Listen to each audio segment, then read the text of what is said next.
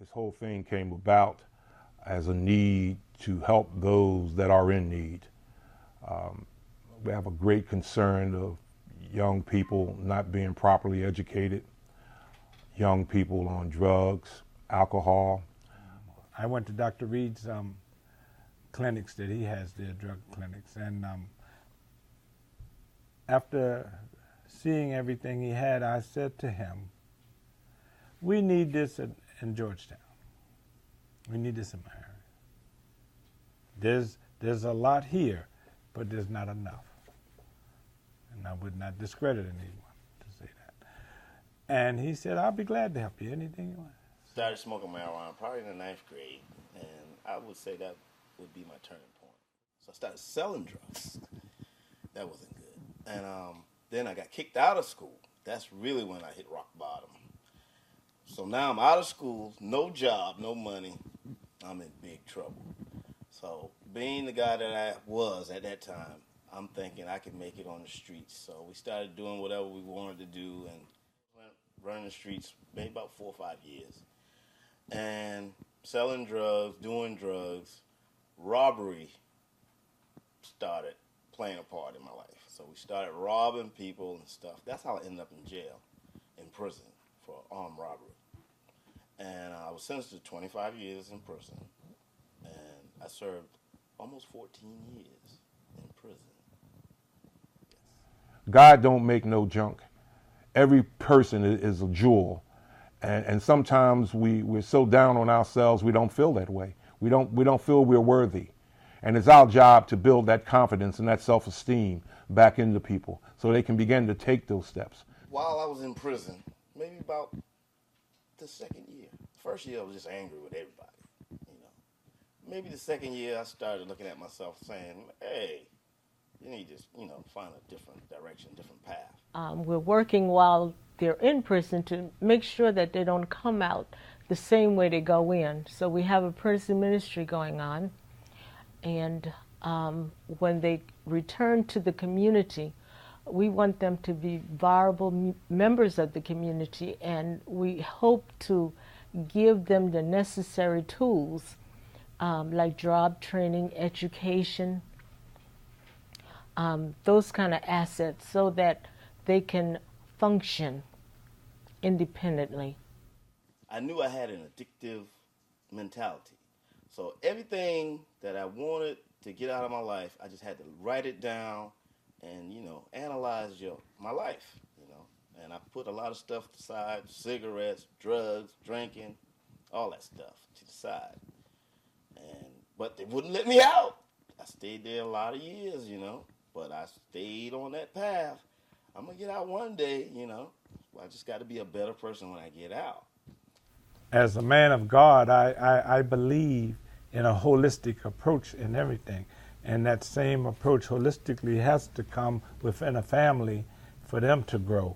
And basically, what I want to see is families grow. If I had that prior to going in or while I was in there, it would have been made a lot of difference, and it would have been a lot easier because you had people to kind of talk to you and kind of show you some different things. But if you don't have anybody helping you and you're trying to do all this on your own. I know that people many times feel helpless because of their circumstances, and many times they're just depressed, suppressed, oppressed. And when someone can come along that can encourage them, who they can view as an agent of change, then that really is a motivating factor in terms of helping those people, and also as the person who is providing the encouragement. Everybody needs help. Everybody needs direction. And people need someone to say, hey, man, you're not doing what you're supposed to be doing. I have an obligation to give it back. And that's what we're about. That's what this team is about. We all share similar stories. Someone have taken the time and stopped what they were doing to reach down and give us a hand up. And now it's our obligation. We have no other choice. It's not ours. It's not ours to hoard, to sit back, and to put on a shelf. We have to give it back. And that's why we're here, giving it back, doing all that we can to give someone else that ray of hope, that second and third opportunity to get on with their life. That's the only way that any of us will be able to enjoy the fruits of our labor. There's no way that I can have a decent meal knowing someone else is hungry and I have done nothing about it. I first learned about Carolina Human Reinvestment maybe about 2 years ago. They was in the starting phases, really talking about it. And I told Mr. Marsh, I said, that stuff is really needed around here, True indeed, people make decisions and get in trouble, but they just throw us in jail and don't treat the problem. They just kind of throw you to the side. You see so much going on. The guys are getting out, the people are getting out of prison, and they're coming out and they're repeating over and over and over because there's no grip. It's a passion of ours to give everyone the opportunity to straighten their life out, to get their life back together and to move on. I would like to see things happen with the Carolina Human Reinvestment Center as, be more out in the community, letting people know that there's help for them. I would love to see young people who are able to communicate their dreams, their desires, and not be boxed in by those aspirations. And I think a lot of young people need that, because a lot of times the parents are not there, or they're there and they're really not there because they're doing stuff they're not supposed to be doing.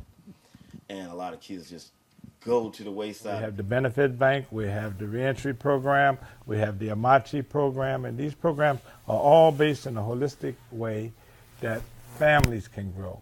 Without families growing, just getting a man off of drugs or a woman off of drugs is just the beginning. Changing the world begins with baby steps. So right now we are changing the world as we go along, changing one life at a time, because when you can turn somebody's life around and make them productive citizens, then you're helping a whole generation. You have to have the faith in yourself, the trust in yourself, and have that self-esteem. You can't do anything about your past, but your future is yours. Everybody needs a mentor, even grown people sometimes, And so you definitely know kids need mentors. And I think Carolina Human Investment just need more people involved in it so we can get more mentors that reach more people. It's a great program and it's needed.